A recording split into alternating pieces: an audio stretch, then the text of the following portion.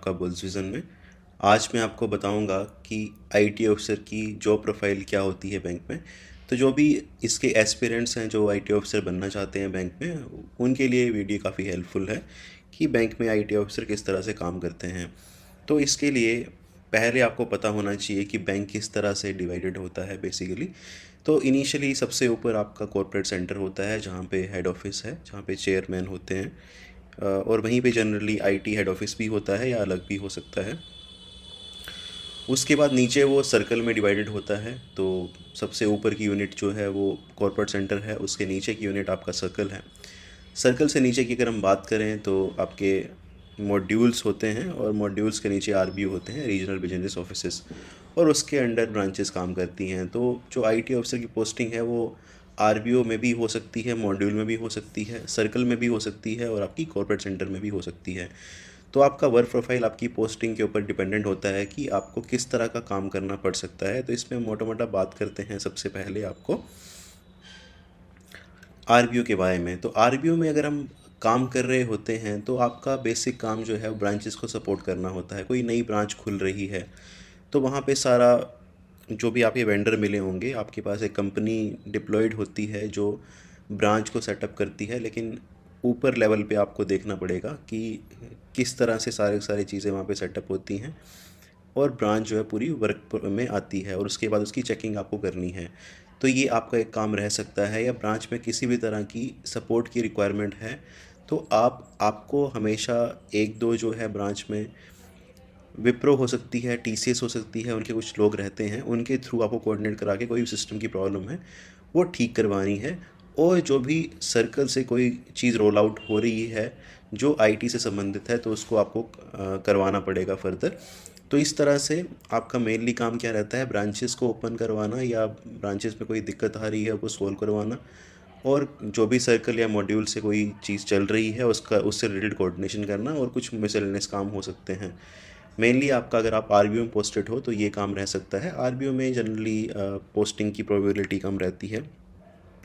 उसके बाद अगर हम बात करें कि आपका मॉड्यूल में काम क्या होगा, तो अगर हम मॉड्यूल या सर्कल की बात करें तो वहाँ एक तरह का काम रहता है। वहाँ पे डिफरेंट डिविजन्स होती हैं अलग अलग चीज़ को मेंटेन करने के लिए। जैसे कि आपकी एडमिनिस्ट्रेशन एचआर डिवीज़न हो सकती है जो ह्यूमन रिसोर्स से रिलेटेड कामों को करेगी।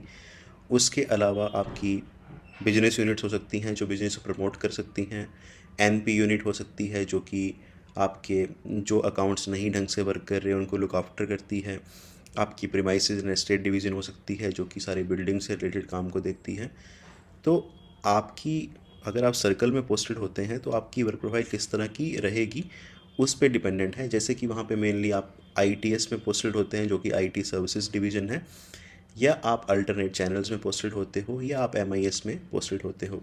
अगर आप इसके अलावा कहीं पोस्टेड होते हैं जैसे कि एचआर डिवीज़न में या कहीं पे, तो आपको इतना टेक्निकल काम नहीं मिलेगा। जनरली आपका एडमिनिस्ट्रेटिव सा काम रहेगा। लेकिन अगर आप आईटीएस में होते हो या अल्टरनेट चैनल्स में होते हो या एमआईएस में होते हो तो आपका किस तरह का वर्क प्रोफाइल रहेगा उसकी हम बात करते हैं। तो अगर आप आईटीएस में हैं तो जनरली आप जहाँ पे काम कर रहे होंगे वहाँ पे एक्टिव डायरेक्टरी रोल आउट होगी, तो उसको आपको पासवर्ड से रिलेटेड उसके डेटाबेस की मैनेजमेंट से रिलेटेड काम करना पड़ सकता है। आपको कुछ वेबसाइट्स डेवलपमेंट हो सकती है बैंक की, जो इंटरनली कुछ वेबसाइट्स होस्टेड हैं, या आपको अकाउंट्स को देखने के लिए डिफरेंट डिविजन्स के लिए वेबसाइट्स बनी होती हैं तो उससे रिलेटेड आप काम देख सकते हैं। उसको आपको बनाना पड़ सकता है ज़ीरो लेवल से, या फिर पहले से बनी होती हैं उसकी मेंटेनेंस आपको करनी पड़ेगी। और यूज़र की डिफरेंट लेवल पे रिक्वायरमेंट्स आती है रिपोर्ट की, आपको उन रिपोर्ट्स को बनाना पड़ेगा। तो आपको डेटाबेस से रिलेटेड भी काम करना पड़ सकता है। यहाँ पे अगर आप एमआईएस में पोस्टेड हैं तो आपको डिफरेंट तरह की रिपोर्ट्स को बनाना पड़ेगा।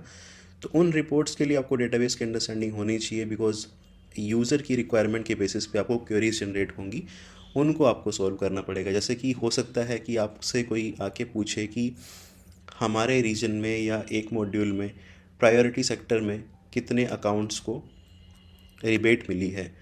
तो इसके लिए आपको एक क्वेरी जनरेट करनी पड़ेगी, कुछ प्रोडक्ट कोड्स को समझना पड़ेगा। इसके लिए मैंने एक अलग से वीडियो बनाई हुई है, इसी चैनल पे है, आप उसको समझ सकते हैं। ऑर्गेनाइजेशनल स्ट्रक्चर के बारे में है तो वहाँ पे आपको ज़्यादा अच्छी अंडरस्टैंडिंग मिल जाएगी। डेटाबेस की नॉलेज होना ज़्यादा ज़रूरी है। और साथ में आपको, आप कहीं भी काम करते हो तो आप एडमिनिस्ट्रेशन के साथ काम करेंगे तो आपको बेसिक जो माइक्रोसॉफ्ट ऑफिस सूट की स्किल्स हैं वो आनी चाहिए, बिकॉज आपको विजुअलाइजेशन करना पड़ सकता है। एक्सेल से डिफरेंट रो डेटा आपके पास हो सकता है, तो उसको आपको विजुअलाइजेशन करना पड़ सकता है उनकी रिक्वायरमेंट के बेसिस के ऊपर पीपीटी में। तो वो थोड़ी स्किल्स आपको होनी चाहिए जनरली, या फिर वेबसाइट डेवलपमेंट, डेटाबेस की स्किल्स तो आपको रिक्वायरमेंट पड़ेगी अगर आप मॉड्यूल लेवल पे पोस्टेड हैं। इन्हीं डिविजन्स में अगर आप सर्कल लेवल पे या कॉर्पोरेट सेंटर में भी पोस्टेड हैं तो आपको इन स्किल्स की रिक्वायरमेंट पड़ सकती है। फिर है आपकी नेटवर्क सपोर्ट की रिक्वायरमेंट। तो आपको कुछ नॉलेज होना चाहिए स्विचिंग का, इस तरह का, अगर आपको नेटवर्क्स में आपका काम पड़ता है। और अल्टरनेट चैनल्स अवेलेबिलिटी, जैसे कि आपको पता है कि जब हम बैंकिंग की बात करते हैं तो आजकल बैंकिंग जो है वो ब्रांचेस में लिमिटेड नहीं है। आजकल की जो बैंकिंग है वो बहुत ही बेहतरीन तरीके से आईटी के ऊपर डेवलप हो गई है, बिकॉज़ हम कस्टमर्स को कभी भी फिज़िकली सर्व नहीं कर सकते। फिज़िकली हम कस्टमर्स तक पहुंच नहीं सकते, हमें किसी ना किसी तरह से डिफरेंट चैनल्स के थ्रू इनके तरफ पहुंचना पड़ता है, और उन सब चैनल्स को हम अल्टरनेट चैनल्स बोलते हैं। चाहे वो एटीएम हो गया, चाहे वो ऑनलाइन बैंकिंग हो गई, चाहे वो पोस्ट मशीन्स होगी आपकी। तो इस सब के लिए आपको बेसिकली इन सब की अवेलेबिलिटी को चेक करना पड़ता है, और डिफरेंट जो भी वेंडर्स हैं उनसे कोऑर्डिनेट करना पड़ता है, ताकि कोई ना कोई प्रॉब्लम ना रहे, और इसकी अवेलेबिलिटी को आपको 98% इंश्योर करना पड़ता है।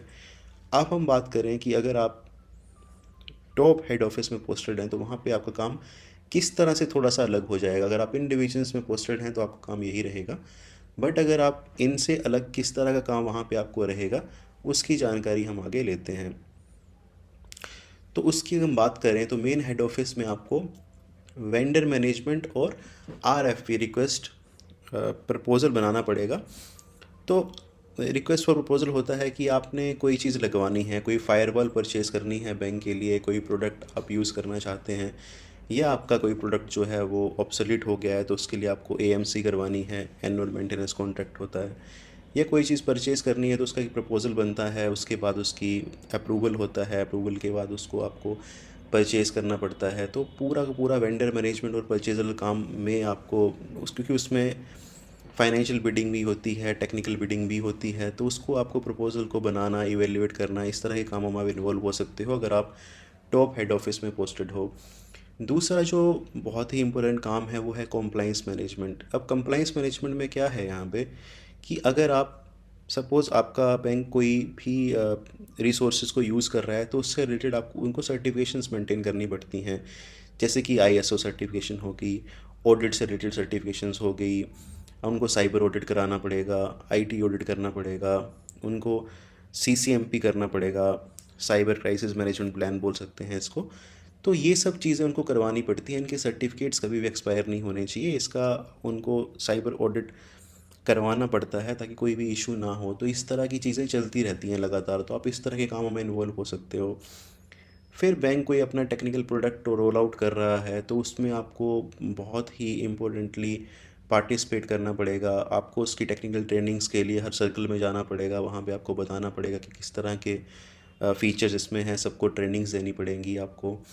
तो आपको पूरी कंट्री लेवल पे इसको रोल आउट करके देखना पड़ेगा। जहाँ तक ट्रांजैक्शन ओवरव्यू की बात है, सपोज़ आप ऐसे डिपार्टमेंट में पोस्टेड हैं जहाँ पे आप जैसे कि पेटीएम हो गया, पेयू हो गया, इनको आप जो है वो सर्विस दे रहे हैं, तो इससे रिलेटेड जो जो ट्रांजैक्शंस फेल हो रही हैं उनका बैच वाइज अपलोड करना, किसको पैसे रिवर्स करने हैं, ये करना, प्लस आप जो है वो पूरे सर्कल लेवल पे ऑडिट के लिए रिस्पॉन्सिबल होते हैं। तो यहाँ पे आपका थोड़ा ओवरव्यू में काम आ जाता है।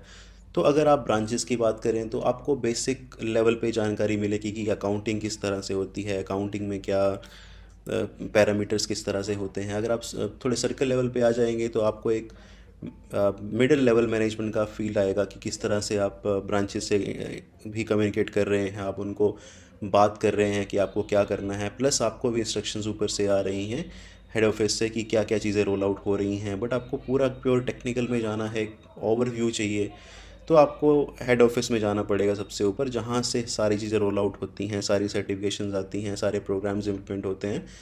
तो और जहाँ तक प्रमोशन और सैलरी की बात की जाए तो ये पीओ से थोड़ा डिफरेंट है, आपको एक्स्ट्रा इंक्रीमेंट इनिशियली नहीं मिलते हैं, और प्रमोशन पॉलिसी आपको कंसर्न बैंक की पढ़नी पड़ेगी, ये पीओ की जितनी फास्ट नहीं है।